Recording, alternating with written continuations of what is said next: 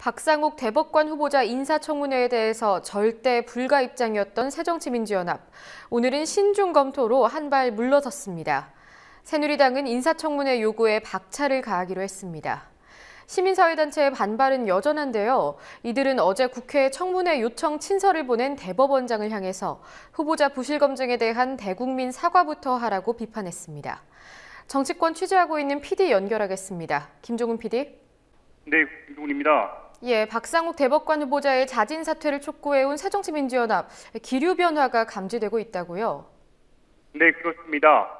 우홍균 원내대표는 오늘 박 후보자의 적격성을 논의하는 집담회에 참석한 뒤 기자들에게 무조건 반대하는 것은 아니라고 말했습니다.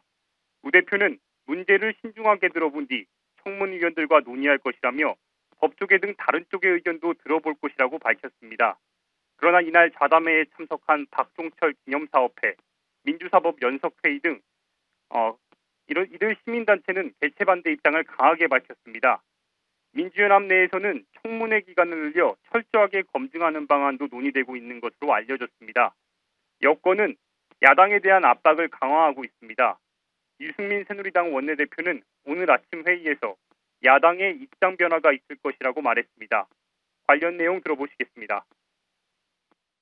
박상욱 대법관 인사청문회의 경우에는 제가 여러 번 요구를 했습니다만 야당에서 약간 변화의 움직임이 있으니까 계속 요구를 해서 최대한 빨리 대법관 인사청문회를 추진하도록 하고 어제는 양승태 대법원장이 정의화 국회의장에게 서한을 보내 청문회 개최를 공식적으로 요청했습니다.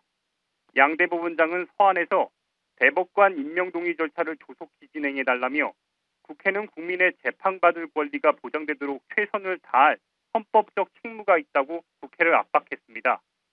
그러나 참여연대와 민변 등 시민단체는 기자회견과 1인 시위를 벌이며 청문회 개최를 완강히 거부하고 있습니다. 서한에 대해 참여연대는 오늘 논평을 내고 양승태 대법원장은 인사청문회 요구가 아니라 부실 검증에 대한 대국민 사과부터 하는 것이 순서라고 비판했습니다. 인사청문회를 앞두고 있는 장관 후보자들의 소식도 알아보겠습니다. 유기준 홍영표 후보자가 세금을 부당공제했다는 의혹이 나왔는데요. 네, 그렇습니다. 연말정산대란 와중에도 공직 후보자들의 부당소득 공제 의혹이 제기됐습니다.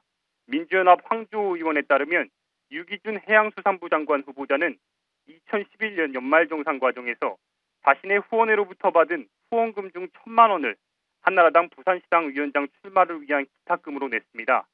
유 후보자는 이를 기부금으로 신고해 350만 원의 소득공제를 받았습니다.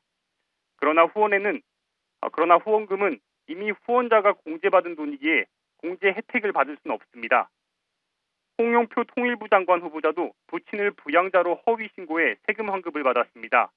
한양대학교 교수로 재직 중이던 2011년 소득공제를 신청하면서 당시 79세였던 부친을 부양가족으로 신고해 부양가족 항목에서 150만 원, 경로우대 항목으로 100만 원을 세금 공제받았습니다. 이에 따라 연말정산 파동으로 국민들의 분노가 커진 상태에서 장관 후보자들의 부당공제 문제까지 불거져 청와대 인선을 둘러싼 논란이 다시 한번 증폭될 것으로 보입니다. 어제 본회의에서 부결된 법안들에 대한 후폭풍이 적지 않습니다. 어떤 법안이 문제가 되고 있습니까? 네, 관심을 모았던 법안이 담뱃값 경고 그림 의무화를 담은 국민건강증진법 일부 개정안인데요. 어제 열린 법사위에서 김진태 새누리당 의원은 좀 더 논의할 필요가 있다고 문제를 제기했고 이상민 법사위원장이 이를 받아들여 법안 처리가 보류됐습니다. 이번이 12번째 보류 결정으로 2002년 발의된 이후 13년 동안 국회의 벽을 넘지 못했습니다. 법안엔 담뱃값 앞뒷면 포장지에 경고 그림을 전체 면적의 30% 이상을 의무적으로 삽입하고 경고 문구까지 포함해 50% 이상으로 표시토록 정하고 있습니다. 이 때문에 일부에서는 담배 제조사들의 로비로 이번에도 국회가 무릎 꿇은 거 아니냐는 비판이 제기되고 있습니다.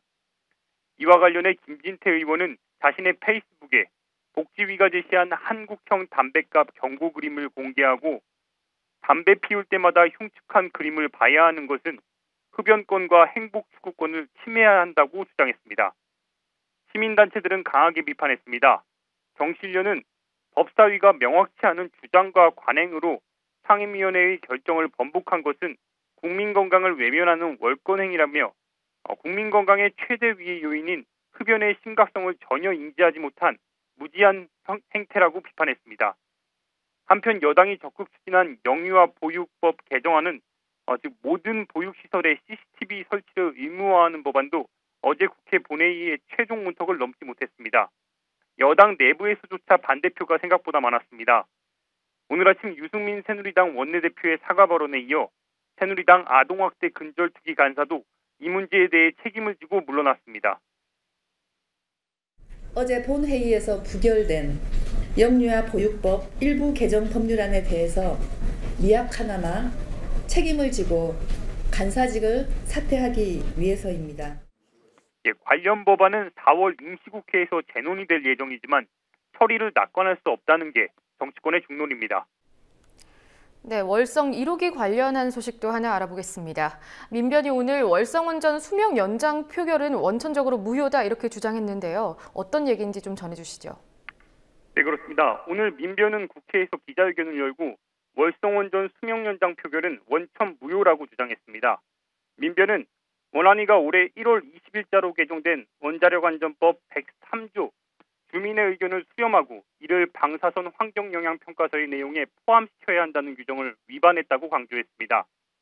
원자력안전법 개정은 일본 후쿠시마 원전 사고 이후 원전의 안전성에 대한 불안과 우려가 높아지자 원전 인근 주민의 의견 수렴을 강화하는 취지로 이루어졌습니다. 그러나 원안위는 월성 1호기 방사선 환경영향평가 보고서가 법 개정 전인 2009년 12월 이미 제출됐다는 이유로 주민 수렴 의견 절차 없이 평가서를 의결했습니다. 원안위가 2월 27일 날 결정할 당시에 결정 그 자체가 처분이기 때문에 당연히 처분 시에 효력을 발생하고 있는 원자력 안전법 103조를 적용을 해서 이미 제출된 방사선 영향평가서가 있다 하더라도 보완을 했더라도 주민 의견을 보완을 했더라도 해야 되기 때문에 이러지 않고 바로 의결한 것은 대법원 판례 기준에도 명백히 위반된다라는 것입니다. 예, 대법원은 지난 1996년 8월 주택건설 사업 승인 거부 처분 취소 사건에서 허가 등의 행정 지분은 원칙적으로 처분 시의 법령과 허가 기준에 의해 처리돼야 하고 허가 신청 당시의 기준에 따라야 하는 것이 아니다라고 판시하고 있습니다. 민변은 월성 1호기 연장이 올해 결정된 만큼 개정된 법에 따라야 한다는 입장입니다. 지금까지 국민TV 뉴스 김종훈입니다.